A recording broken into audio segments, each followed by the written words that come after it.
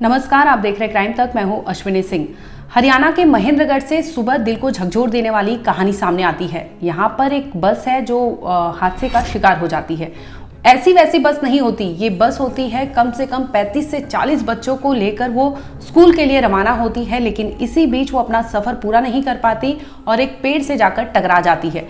पेड़ से टकराने के बाद बस जो है पलटी मार जाती है, जिसके बाद उसमें जितने भी बच्चे मौजूद होते हैं, कोई सड़क पर बिखर जाता है तो किसी को चोट आती है, कोई बस में ही वो ढेर हो जाता है। जिसके बाद चश्मदीद ये आवाज़ सुनते हैं कि आखिर ये टकराव किस चीज़ की होती है। आनन फानन में वो दौड़े हैं और वहाँ पर जब जाते हैं, देखते हैं तो उनके भी होश उड़ जाते हैं कि आखिर ऐसे कैसे हो गया। आपको बता दें कि उस स्कूल बस में लगभग 35 से 40 बच्चे थे जो अपने स्कूल के लिए जा रहे थे और वो बच्चे हादसे का शिकार हो जाते हैं। चश्मदीदों की माने तो बस जो है वो ओवर स्पीड में जा रही थी, यानी बस की स्पीड जो नॉर्मल होती है उससे कई गुना ज़्यादा थी। वहीं बस अपना पहले नियंत्रण खोती है, जिसके बाद वो जाकर एक पेड़ से टकरा जाती है। आप देख सकते हैं कि पेड़ जो है उस पर भी भारी निशान दिखाई दे रहे होंगे, जो बस के निशान थे जो टकराने के बाद उस पेड़ पर भी पड़े थे। और इसके बाद बस वहाँ से पलट जाती है और कुछ बच्चे खिड़की की बदौलत बाहर निकल जाते हैं, सड़क पर बिखर जाते हैं, तो कई वहाँ हादसे का शिकार होते हैं जो बस में ही ढेर हो जाते हैं। इस पूरे कांड में आपको बता दें कि पहले 5 बच्चों की खबर आई थी कि उन्होंने जान गंवा दी है, लेकिन इसके बाद खबर आती है कि 2 से 3 बच्चे और भी अस्पताल में दम तोड़ चुके हैं। यानी लगभग 8 बच्चे इस हादसे में मौत के मुंह में समा चुके हैं। वहीं जांच एजेंसी और पुलिस की टीम पहुंचती है, मौका वारदात पर जांच पड़ताल करती है। मैं दुकान पे था जी, तो गांव में से फ़ोन आया किसी का, बोले आपके बच्चे जीएल में पढ़ते हैं, जाके बच्चों को संभाल लो, बस ऐसे ऐसे पलटी मार गई। तो मैं वहाँ से तुरंत निकला जी, जाके देखा वहाँ बहुत बुरा हाल था। बच्चा वहाँ एक भी मिला नहीं। हॉस्टल में गए, वहाँ कम से कम 10-12 बच्चे तो गए, उस टाइम डेड हो चुके थे। और इन बच्चों को लेके वहाँ से निकले और यहाँ रेवाड़ी लेके आए। आपका बच्चा कौन सी क्लास में पढ़ता है? एक बच्चा 6th में है सर, 2 9th में है और एक गुड़िया पहली क्लास में पढ़ती है जी। चारों थे उस बस में? हाँ जी, चारों बच्चे उसी बस में थे जी। आज ईद की छुट्टी बताई जा रही है कई स्कूलों की, उसके बावजूद स्कूल खुलने का आरोप लग रहा है। ऐसा कुछ सर बताया नहीं, स्कूल खुल रहे थे, बस आई थी, बच्चों को भेज दिया, कोई सूचना थी नहीं छुट्टी की। तो स्कूल सब खुल रहे थे, बच्चों को स्कूल भेज दिया। बस की हालत बहुत ख़राब थी सर, बस को देख के ऐसा नहीं लग रहा था कोई बच्चा होगा। बस की कंडीशन बहुत ख़राब थी वहाँ, और ड्राइवर जो है शराब पी के बिल्कुल नशे में था। अभी आपके बच्चे यहाँ, उनकी कैसी कंडीशन है? बच्चे जा रहे हैं यहाँ पे, उनकी कैसी कंडीशन है? नहीं, कंडीशन कुछ बच्चों की ठीक है। अब यहाँ सवाल ये उठता है कि आज सरकारी छुट्टी है, यानी देश में ईद मनाया जा रहा है। ऐसे में कौन सा ऐसा स्कूल था जो ओपन था जिसकी वजह से इन बच्चों को खतरा मोल लेना पड़ा और वो हादसे का शिकार हो जाते हैं और हमेशा के लिए काल के मुंह में समा जाते हैं। जीएल पब्लिक स्कूल था जो ओपन था इस दिन, और इसी वजह से स्कूल बस जगह जगह से बच्चों को कैरी करती है। इसमें लगभग 14-15 साल के उम्र के भी बच्चे थे और इतना ही नहीं, छोटे बच्चे भी थे जो इस बस में सवार थे। यानी लगभग 35 से 40 बच्चे उस बस में सवारी कर रहे थे जो हादसे का शिकार हो जाती है। कुछ बच्चों का अगर वहाँ पे चश्मदीद बने उनकी अगर आप सुनते हैं तो उन्होंने बताया कि कुछ बच्चे जो होते हैं बस के खिड़की तोड़ के बाहर निकल जाते हैं। इतना ही नहीं, कुछ बच्चे वहाँ पर कर्राह रहे थे जिसकी वजह से उनकी आवाज़ सुनकर चश्मदीद पहुँचते हैं और उन्हें खिड़की की मदद से ही बाहर निकाल लेते हैं। यानी अब सवाल ये उठता है कि आखिर सरकारी छुट्टी थी, ईद का समय है, ऐसे में स्कूल क्यों ओपन था?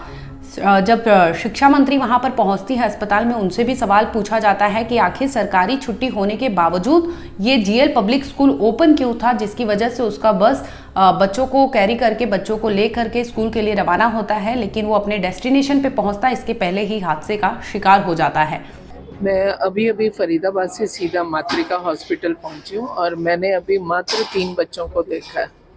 एक बच्चा तो 2nd स्टैंडर्ड का, 3rd का, 9th का बच्चा है और बच्चों को चोट भी आई हुई है। सबके बच्चों के कपड़े ब्लड से भरे हुए हैं। डॉक्टर्स के अकॉर्डिंगली मैनेजेबल हैं, किसी की चोट ज़्यादा है, किसी की कम है। एक बिटिया बता रहे हैं जो आईसीयू में है और उसको शायद ब्रेन हेमरेज बता रहे हैं, या मैं कहूँ तो स्कल का चोट होएगी। मैं अभी उन्हीं को भी देखने जा रही हूँ, मिलने जा रही हूँ। हादसा बहुत दुखद है, बहुत पेनफुल है। मेरे ख्याल से 6 या 7 कितनी कैजुअलिटीज़ हुई हैं आपके यहाँ स्कूल में? कोई 6 बता रहा है, कोई 7 बता रहा है। जी, लापरवाही तो सबसे बड़ी है कि आज गजटेड हॉलीडे है और स्कूल चल क्यों रहा है।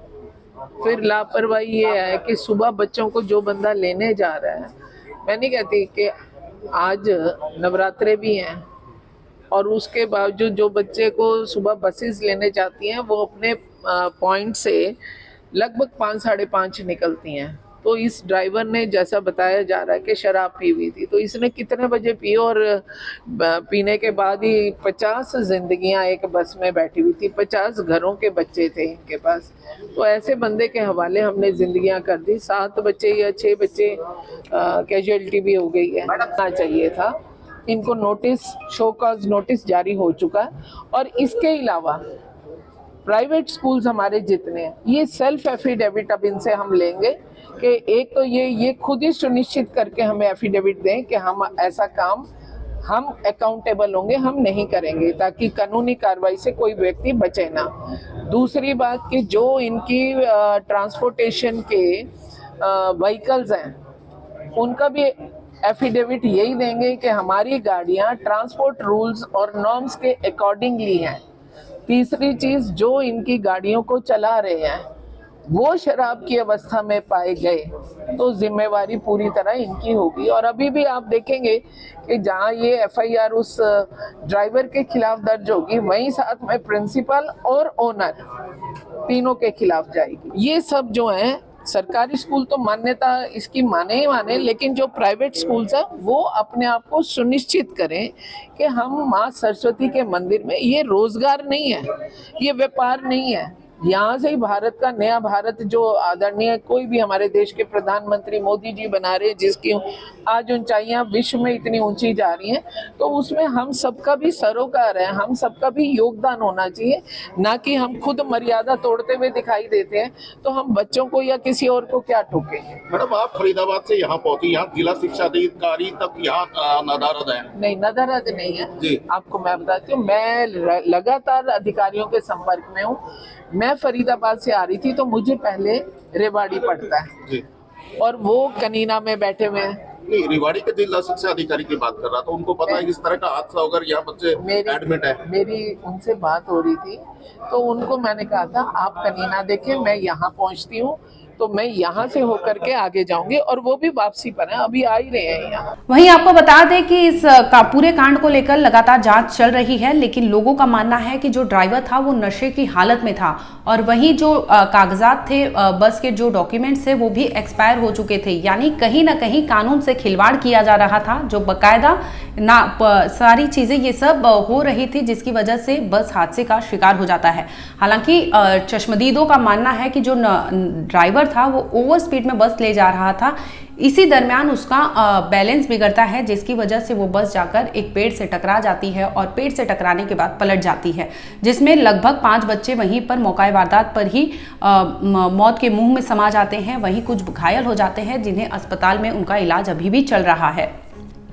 हालांकि हरियाणा पुलिस के लिए बहुत बड़ा सवाल उठता है कि अगर आपको ऐसे में, चाहे हरियाणा के कोई भी स्कूल हो, कैसे ओपन थी। और वहीं अगर शिक्षा मंत्री की बात करें तो उन्होंने भी कई ऐसे सवाल उठाए हैं और उन्होंने कहा है कि स्कूल के प्रिंसिपल के साथ साथ स्कूल के जो मालिक है और इसके साथ ही ड्राइवर पर सख्ती से कानूनी कार्रवाई की जाएगी। इसके साथ ही वो जांच पड़ताल करेंगे कि आखिर किस मकसद से स्कूल ओपन था, क्योंकि ईद का समय है, ऐसे में सरकारी हॉलीडे होती है और स्कूल ओपन रहने की वजह से वो जांच करने का भी निर्देश जारी कर चुके हैं। खैर, ये सब जांच पड़ताल तो होते रहेगा, लेकिन वो परिवार, वो 35 बच्चों का परिवार जो बिलख रहा होगा, आज रो रहा होगा। कई बच्चों ने तो दम तोड़ दिया था, जिसकी वजह से उनके परिवार की हालत क्या होगी आप सोच सकते हैं।